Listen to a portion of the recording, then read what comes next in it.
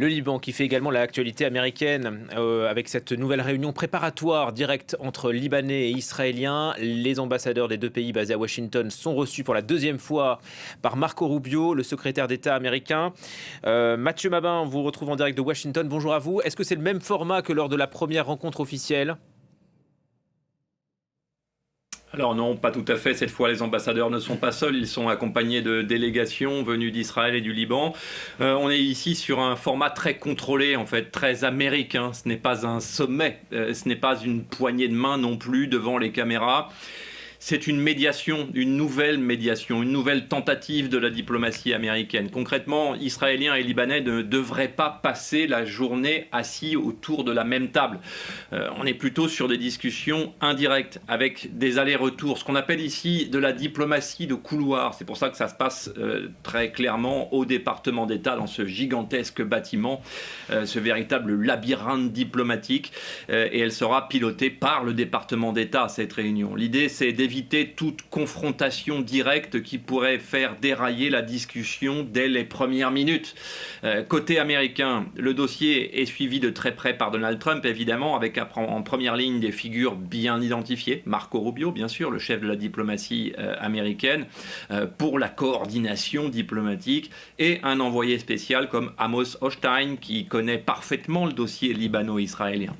Washington veut garder la main, on a compris, maîtriser le rythme, contrôler aussi ce qui filtre dans la presse. C'est pour cela que nous ne sommes pas invités à y participer, ou en tout cas à y assister. Côté israélien, on devrait retrouver des profils à majorité sécuritaire, proche du bureau du Premier ministre Benjamin Netanyahou, avec par exemple le conseiller à la sécurité nationale, Tsaki Hanegbi.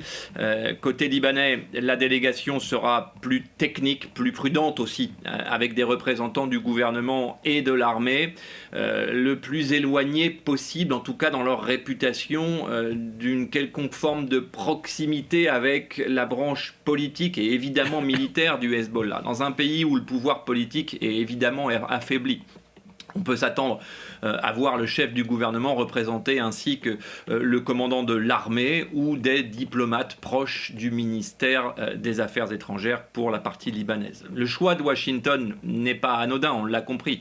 Les États-Unis veulent sincèrement être au centre du jeu, imposer leur méthode également, la méthode Trump, et surtout éviter que la situation sur le terrain ne dégénère pendant que les discussions ont lieu, ce qui n'est jamais une surprise lorsque les choses dégénèrent dans cette partie du monde. On parle évidemment du Sud-Liban, vous l'avez évoqué à l'instant avec la mort de ces 2 soldats français et de notre consoeur.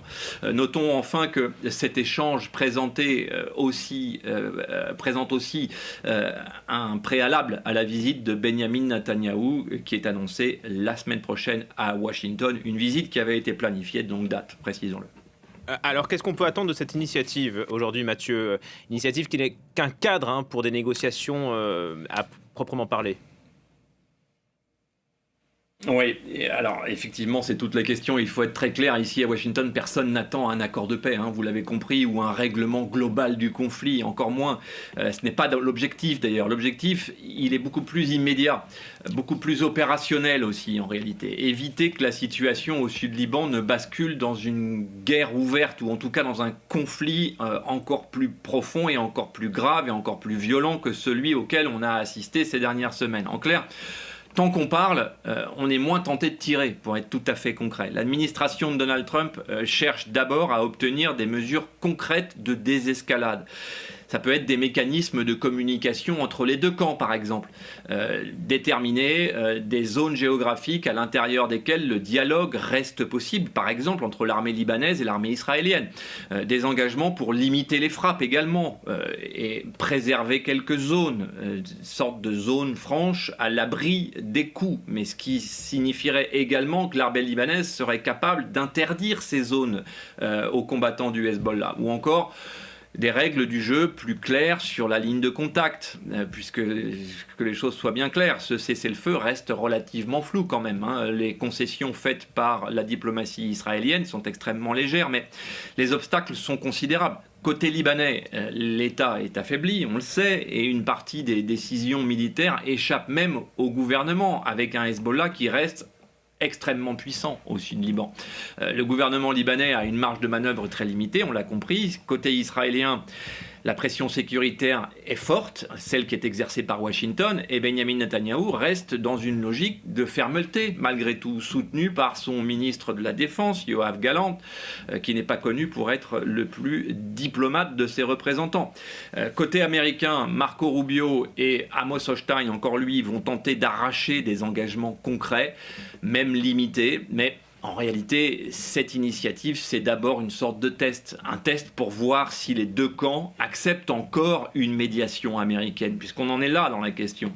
Un test aussi pour mesurer s'il reste un minimum de confiance pour engager quelque chose de plus large. Si ça fonctionne, on pourra parler d'un début de processus, mais on n'y est pas encore.